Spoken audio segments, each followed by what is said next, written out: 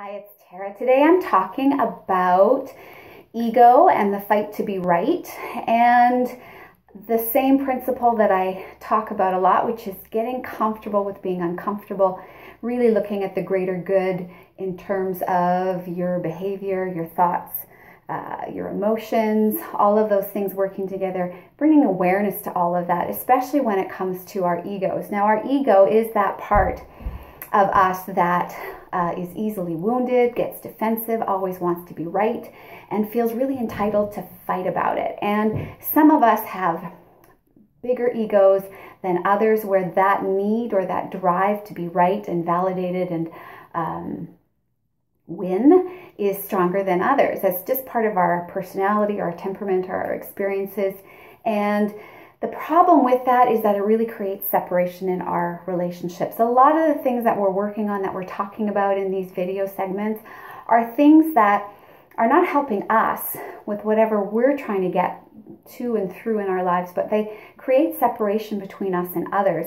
And as much as we are independent and have all of these great skills and talents that we can use, and we're focused on progress, the bottom line is we're created for connection. We're created to be in partnership with other people in whatever that might look like. We're not supposed to be here alone.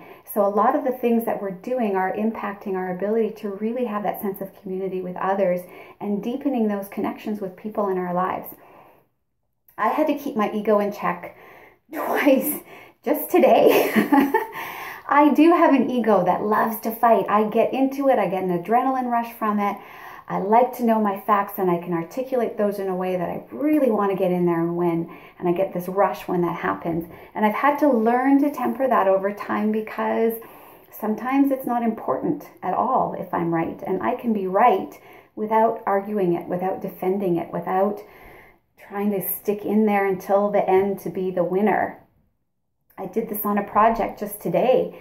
I incorporated edits into a document that I didn't believe were better than what I had already put in there. I believed in my science and the research I had done. Somebody disagreed with it and wanted to argue with me about it, and we were on deadline.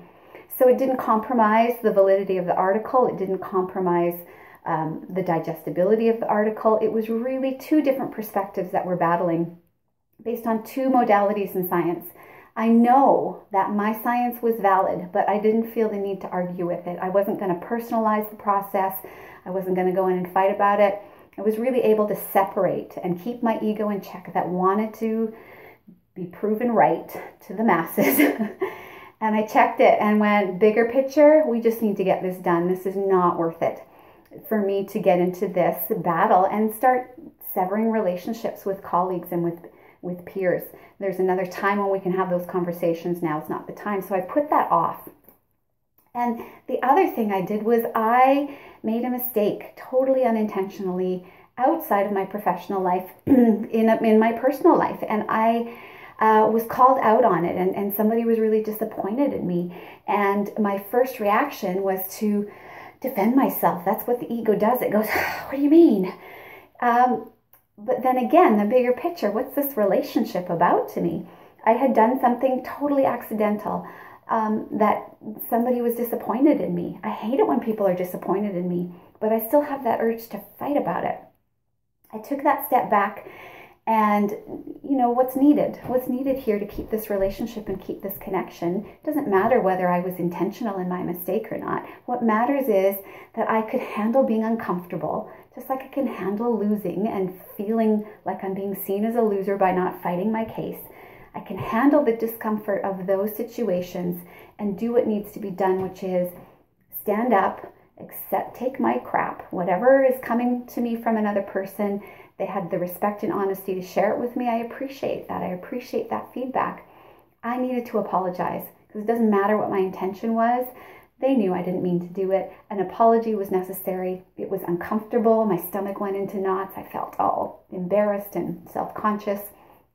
But the conversation needed to happen. I needed to own up that I was sorry. I felt really bad about what happened, and I was really sorry, and I would make sure that I was more careful in the future. That allowed the relationship to still remain intact. That allowed the other person to feel appreciated and heard, and validated for their disappointment in me. And it sucked. Both of those situations sucked today.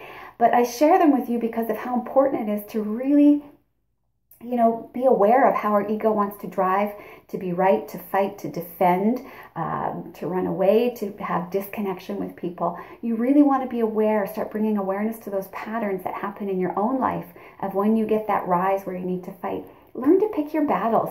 Sometimes you need that energy and you need to fight those battles to the end. Pick battles that you're going to win, that are going to matter. Sometimes the ones that you don't win are the ones that matter. Either way, it needs to be important enough to put that energy into it so that you're not spreading your energy, fighting everybody all of the time.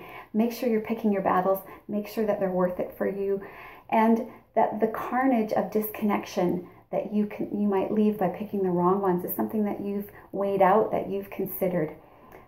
Your connections with people feeling validated and heard. If you need to make apologies, be uncomfortable. It's not supposed to feel great. Go make your apologies. Make things right with the people in your life. This is what matters. Your ego doesn't matter. This is what matters. I encourage you to be uncomfortable. Get comfortable with being uncomfortable in these areas. This will make things better in your relationships with other people, and that's what we're here for.